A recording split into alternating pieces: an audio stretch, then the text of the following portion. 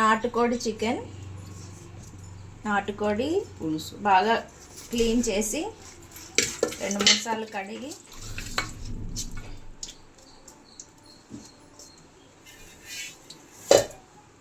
కొద్దిగా ఉప్పు,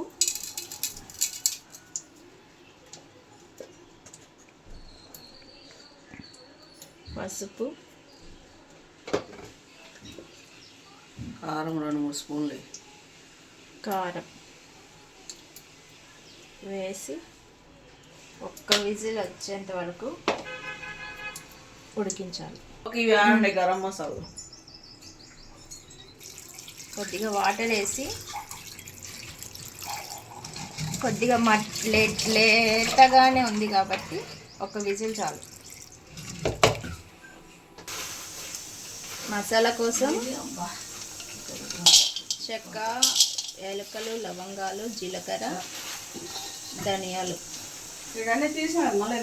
మిరియాల కోసం మిరియాలు లేదు దాంట్లో నేను కూడా చూసిన.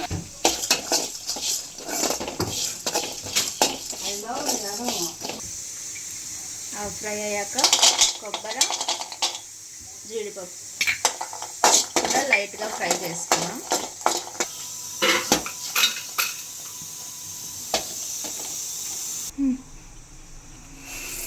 అన్నీ పౌడర్ చేసేసుకుందాం.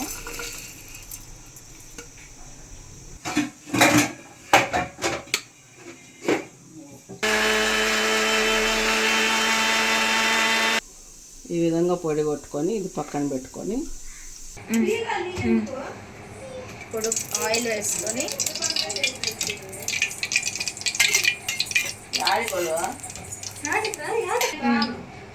ఆయిల్ కొద్దిగా వేడి అయ్యాక ఆనియన్స్,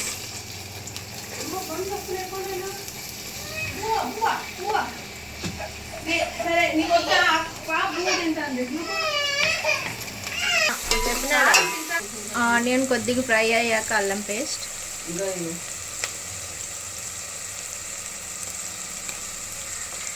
అల్లం పేస్ట్ స్మెల్ పోయేంత వరకు ఫ్రై అవ్వాలి. ఆనియన్, అల్లం పేస్ట్ వేగిపోయిన తర్వాత టొమాటో వేసి కొద్దిగా సిమ్లో పెట్టి ఫ్రై అవ్వనివ్వాలి. మంచిగా ఫ్రై అయిపోయింది. పచ్చి స్మెల్ అయిపోతే ఇందాక కరివేపాకు మర్చిపోయినా మళ్ళీ వేసిన మా హేమ చెప్తే. సో ఇది కొద్దిగా ఫ్రై అయిపోయింది బాగా. ఇప్పుడు ఉడికిన నాటుకోడి వేద్దాం.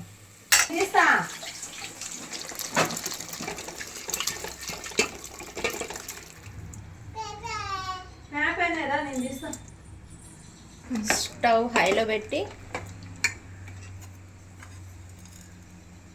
ఇందాక మసాలాలో మిరియాలు వేయలేదు కాబట్టి మిరియాల పొడి.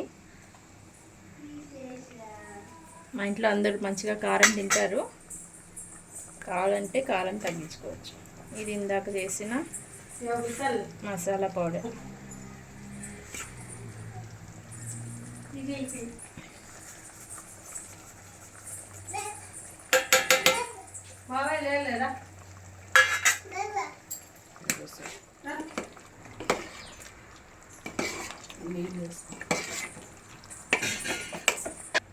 కొద్దిగా వాటర్ వేసి ఇప్పుడే ఉప్పు కారం అన్నీ చూసుకొని సరిపోకపోతే వేసేసి ఇంకొద్దిసేపు ఉడకనివ్వాలి.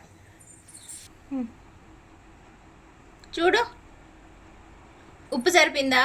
కొంచెం సేపు ఉడకనిద్దాం.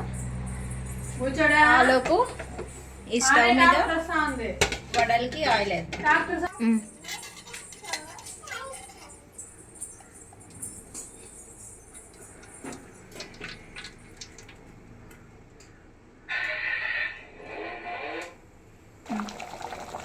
కొద్దిగా కొత్తిమీర, కొంచెం పులుసు చిక్కబడినాక